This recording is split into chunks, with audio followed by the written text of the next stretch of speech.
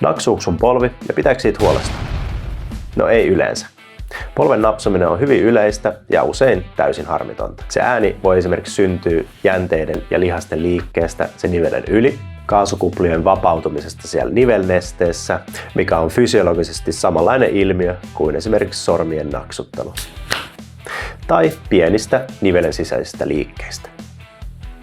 Tutkimukset tukee tätä, että pelkkä ääni ei tarkoita mitään vaurioa, ja silti moni alkaa varoa sitä liikettä, vaikka siihen ei olisi periaatteessa mitään syytä.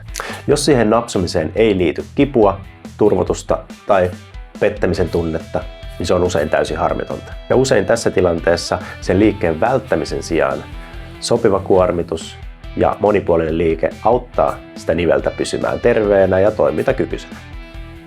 Eli se ääni ei ole itsessään ongelma, vaan se, että se äänen takia me ehkä aletaan välttää sitä liikettä.